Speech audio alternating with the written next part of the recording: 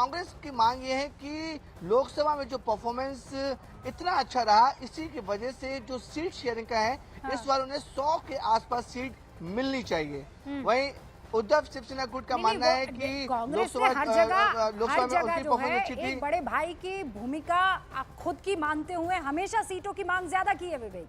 लेकिन इंटरेस्टिंग ये है कि शिवसेना, उद्धव गुट और एनसीपी, मतलब most important NCP, Sharad Pawar मान गए कि हाँ ठीक है, ज्यादा सीटों पर आप लड़ लो। इसके माने क्या है वो समझना बहुत जरूरी है। और हमारे साथ इस वक्त बाकी सारे गेस्ट भी जुड़े हुए हैं। सतीश केसिंग अभी बस हमारे साथ यहाँ स्टूडियो में जुड़े हैं। सतीश जी, बहुत बहुत स्वागत है आपका। लेकिन ये बड़ा इस वक्त आप जो पैनल देख रहे हैं वो हमारे रिपोर्टर्स का है, चप्पे चप्पे पर मौजूद है। प्रीति सोमपुरा भी वहां मुंबई से हमारे साथ जुड़ चुकी है। प्रीति, क्या राजनीतिक खबर, क्योंकि उत्तर प्रदेश के बाद सबसे ज्यादा विधायकों वाली विधानसभा है महाराष्ट्र, 288, बहुमत 145, और दोनों विधानसभा के हिसाब से मैं बात कर रही हूँ, बंगाल के बाद उत्तर प्रदेश, बंगाल और उसके बाद महाराष्ट्र का जो मुकाबला है रूबिका, इस बार का जो मुकाबला है काफ़ी दिलचस्प है, क्योंकि इस बार जो लड़ाई है बीजेपी वर्सेस कांग्रेस नहीं है, बल्कि महायुति वर्सेस महाविकास आघाड़ी के बीच में है। तीनों पार्टियां जो है आमने सामने लड़ रही है। 6 पार्टियों में सीधा मुकाबला होने वाला है।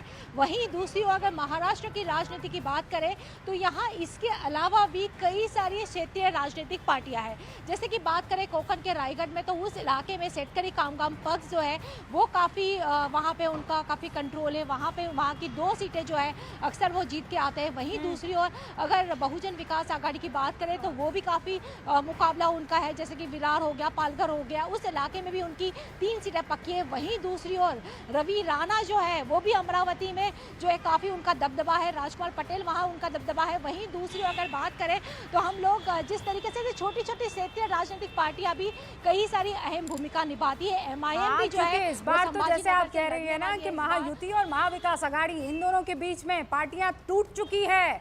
एक तरफ बीजेपी, एक तरफ कांग्रेस, एक तरफ एनसीपी और दूसरी तरफ शिवसेना हुआ करती थी। लेकिन यहाँ तो ए और बी चल रहा है, कैटेगरी सब कैटेगरी, और ऐसे में ये छोटी रीजनल पार्टी कितनी बड़ी भूमिका निभाएगी ये महत्वपूर्ण हो जाता है। और दूसरी तरफ झारखंड में भी समीकरण बिल्कुल अलग इस वक्त नजर आ रहा है, और वहां से भी हमारे रिपोर्टर्स मौजूद है। अनंत विजय जी हमारे साथ, सीनियर जर्नलिस्ट विवेक श्रीवास्तव जी भी इस वक्त जुड़ चुके हैं। एक छोटे से ब्रेक के लिए मैं यहाँ पर रुक रही हूँ। सतीश केसिंग भी आपको नजर आ रहे हैं। आप तीनों का स्वागत है। छोटा सा ब्रेक और उसके बाद लौटेंगे न्यूज़ 18 इंडिया पर। यह विशेष कवरेज जारी रहेगी 3:30 बजे। अब से कुछ ही देर में चुनाव आयोग ऐलान करेगा महाराष्ट्र और झारखंड के चुनाव की तारीखों का।